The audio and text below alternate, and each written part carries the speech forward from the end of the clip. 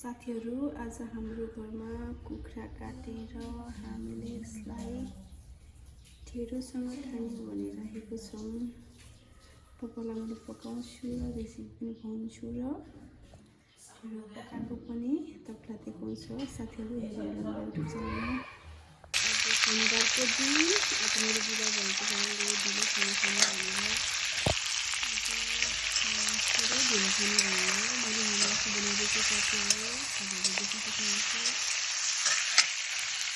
तपाईँले देख्न सक्नुहुन्छ। मासु रातो भइसकेको छ। मसला हाल्छु।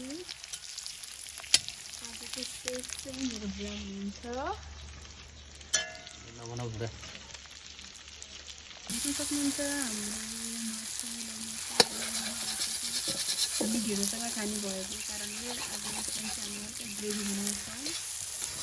आज म यसमा पानी साग राखेर बनाउँदैछु। साग पनि खाँदैछु।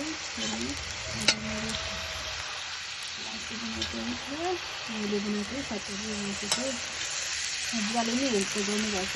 सबै गर्ने चाहिँ मेरो हो।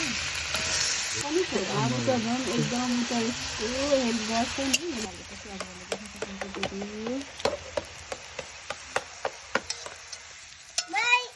साथीहरू, म यहाँ टमाटरको अचार बनाउँदैछु।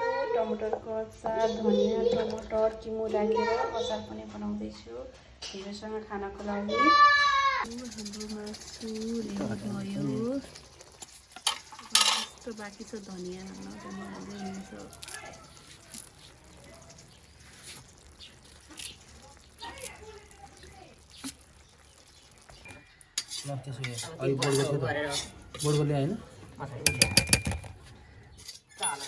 ढिँडो रेडी भयो। मेरो बाबुले खाइरहेको छ। ढिँडो पकाउन मान पाएर मम्मी भात पेराउनु भएको छ।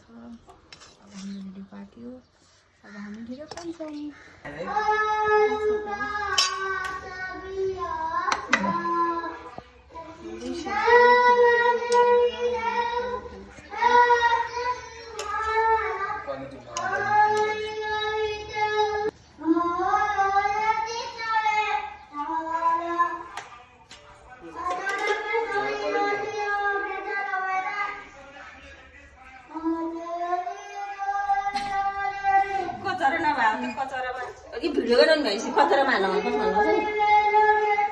अब हामी ढिँडो खान्छौँ। अब यहाँ पनि कस्तो मजाले ढिँडो खान्छ। सानो खाइसक्यो।